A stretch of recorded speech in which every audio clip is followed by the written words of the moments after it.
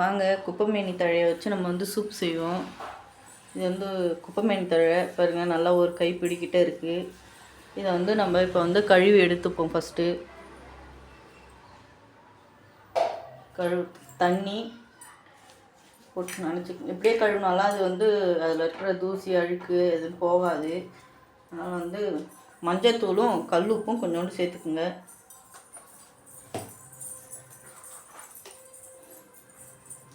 நீங்கள் எந்த கல் உப்பு வேணாலும் சேர்த்துக்கலாம், தூள் உப்பு வேணாலும் சேர்த்துக்கலாம், எந்த உப்பு வந்தாலும் சேர்த்துக்கலாம். சேர்த்து நல்லா இப்படி வாஷ் பண்ணுங்கள்.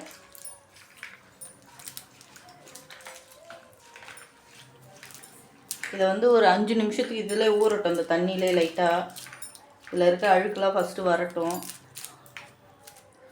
இது ஓரமாக வச்சுருவோம் ஒரு 5 நிமிஷத்துக்கு. நாங்கள் அடுப்பு பற்ற வச்சுருக்கோம். ஃபஸ்ட்டு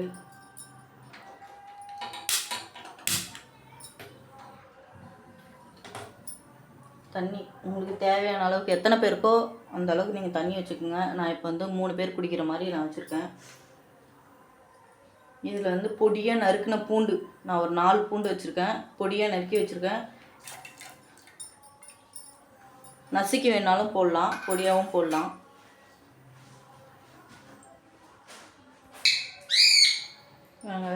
இது வந்து வெங்காயம், நான் வந்து ஒரு வெங்காயத்தில் பாதி தான் பொடியாக நறுக்கிக்குங்க. எந்த அளவுக்கு நீங்கள் பொடியாக நறுக்கிறீங்களோ நல்லா டேஸ்ட்டாக இருக்கும்.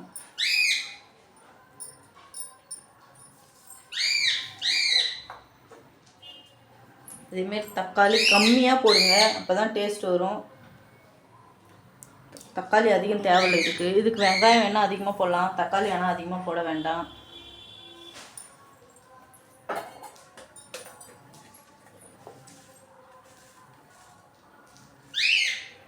இது வந்து ஜீரகத்தூள்.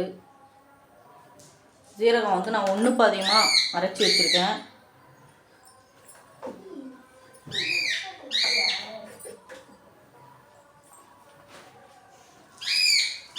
பெப்பர் ஒரு கரண்டி போட்டிருக்கேன்.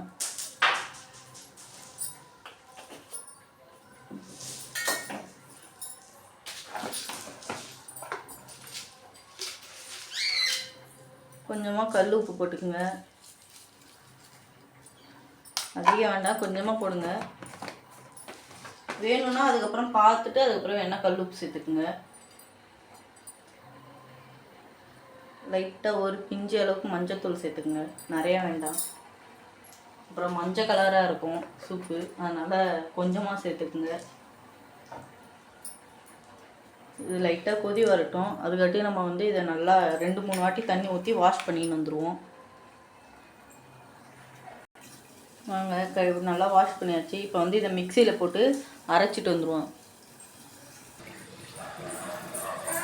கொதிக்க ஆரம்பிக்குது பாருங்கள். நல்லா அந்த சாறு வந்து மிளகு ஜீரகம் வந்து நல்லா சாறு ஃபுல்லாக இறங்கட்டும், பூண்டோட இது எஃபெக்டும் இறங்கட்டும். நல்லா கொஞ்சம் ஒரு 5 நிமிஷம் போல நல்லா கொதிக்க விடுங்க. இதுக்கு ஏன் குப்பைமேனின்னு பேர் வந்ததுன்னு எனக்கு தெரியாது. ஒருவேளை குப்பை கிட்டலாம் வளருதுன்றதுனால குப்பைமேனின்னு வந்துக்குதான்னு எனக்கு தெரியாது. அந்த கேள்வியெலாம் என்கிட்ட கேட்காதீங்க. இது எதுக்குன்னா, இது பாருங்க, இதை வந்து நான் அரைச்சி வடிகட்டிட்டேன். ஏன்னா குழந்தைங்களுக்கு குடிக்கும்போது திப்பி திப்பியாக இருந்தால் அவங்க குடிக்க மாட்டாங்க. அதனால் அரைச்சி வடிகட்டிக்குங்க. அந்த சாறு தான் நமக்கு தேவை. வடிகட்டிக்கின்னு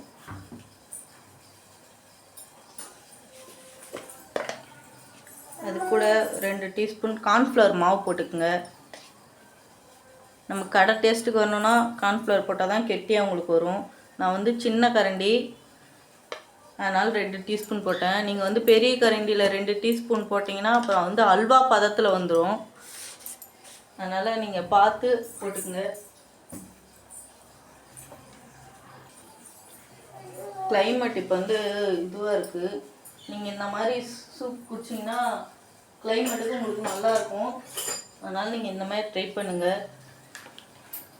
இதை நல்லா கரைச்சிக்குங்க. மாவு போட்டிருக்கோங்களா, அதனால நீங்கள் கெட்டியாக அப்படியே ஊற்றிட்டிங்கன்னா ஒரு மாதிரி கெட்டி கெட்டியாக ஆகிடுங்க. நல்லா கரைச்சிட்டு ஊற்றினீங்கன்னா அது அப்படியே அழகாகிடும். கரைச்சோடனே நல்லா தண்ணி மாதிரி ஆயிடுச்சு. நல்லா கரைச்சிட்டு ஊற்றுங்க.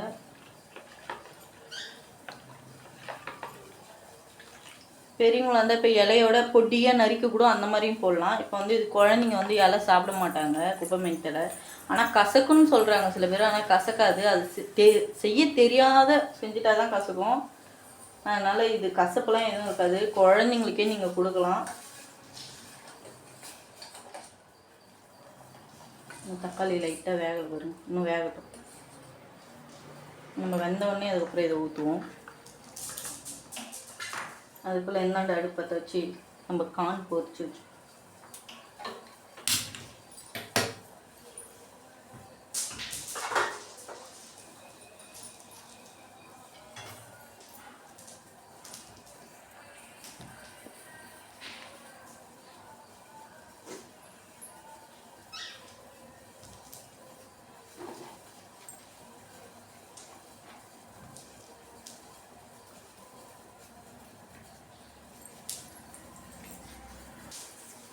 இந்த குப்பைமேனை வந்து பொரியல் கூட செஞ்சு சாப்பிட்லாம், அவ்வளோ நல்லது உடம்புக்கு.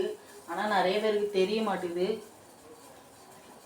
நம்ம எல்லாம் ஹாஸ்பிட்டலுக்கு அங்கே இங்கேன்னு தூக்கிட்டு வர்றோம் பசங்களெல்லாம். இது வந்து மாதத்தில் ஒரு வாட்டி கொடுத்தா கூட சரி, குழந்தைங்களுக்கு அந்த நெஞ்சில் இருக்கிற சளிலாம் கொஞ்சமாக கரைஞ்சி வந்துடும்.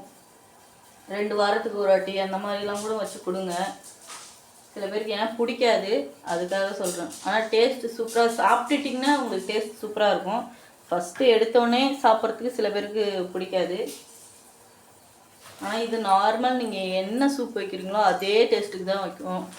நார்மலாக இப்போ முருங்கை சூப்பு அந்த மாதிரிலாம் வைக்கிறீங்களா, அதே டேஸ்ட்டுக்கு தான் இருக்கும். இதில் நீங்கள் கீரை போட்டுருக்கிறீங்களான்னு நீங்களாக சொன்னால் தான் தெரியும். இது குப்பைமேனி சூப்பு தான் அப்படின்ட்டு நீங்கள் சொன்னால் தான் தெரியும். மற்றபடி சொல்லாத வரைக்கும் தெரியாது. அந்த அளவுக்கு இருக்கும். வாங்க கான் பொரிச்சது.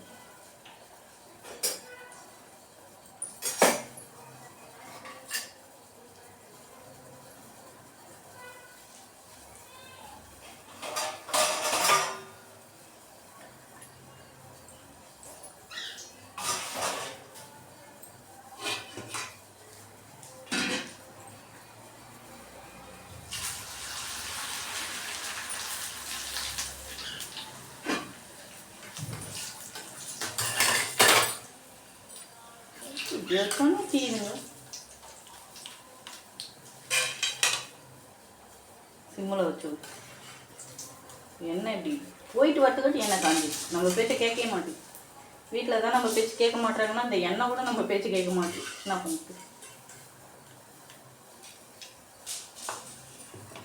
பல வருஷமாக செய்கிறாங்களே அப்படின்னு கூட நம்ம பேச்சை கேட்க மாட்டுது. நம்மளே இந்த எண்ணெய் சுடுது.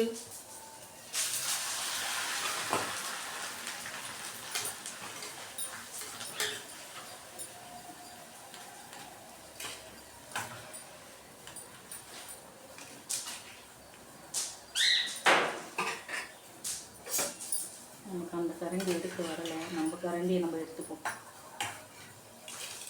இதுதான் நம்மளுக்கு வாட்டம் வரும்.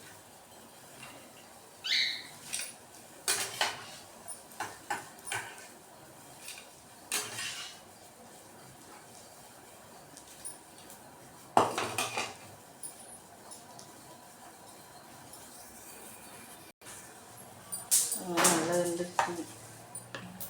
நம்ம வந்து இப்போ இந்த குப்பைமேனி தழையோட சாறு ஊற்றிப்போம். கார்ன்ஃப்ளவரும் போட்டு இதில் கரைச்சி வச்சுருக்கோம். அதனால் இப்படி ஊற்றி குழைக்குங்க, வெக்கிப்படாமல் இருக்கும். ஒரு 2 நிமிஷம் தொடரணும் போதும்.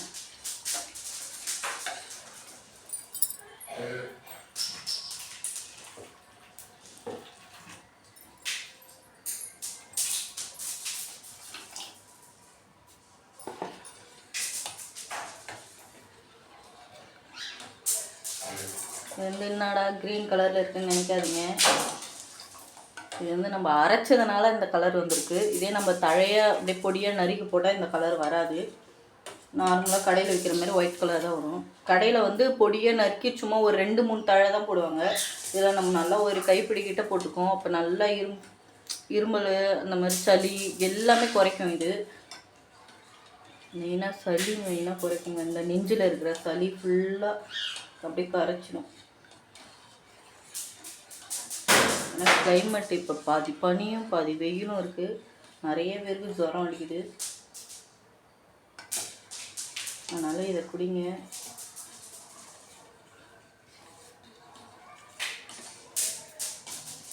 தொழ அப்படி இறுக்கமாகுது.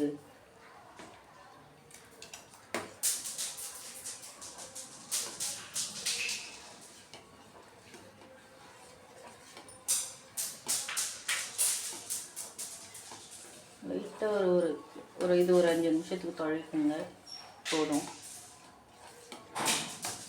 பார்த்தீங்களா? ரொம்ப கெட்டியாகவும் வேணாம். கெட்டியானா நீங்கள் அப்புறம் வந்து கான் அதில் போட்டு சாப்பிடும்போது உங்களுக்கு தெரியாது.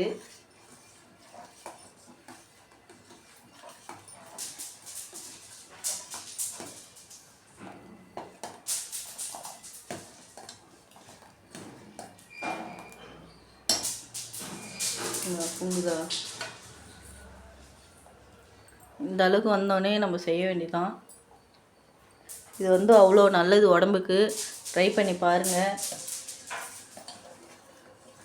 சூப் ரெடி ஆயிடுச்சு. வாங்க சூப் குடிக்கலாம்.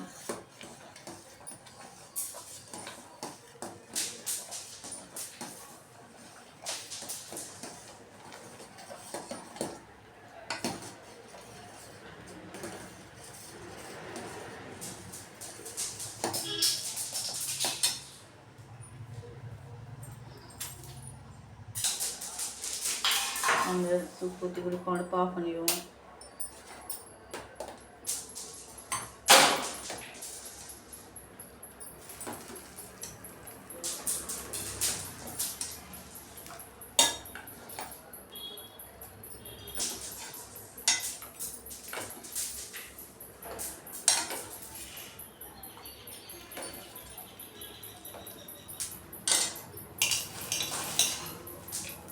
இது கூட அப்படியே லைட்டாக கான் தூவிக்குங்க.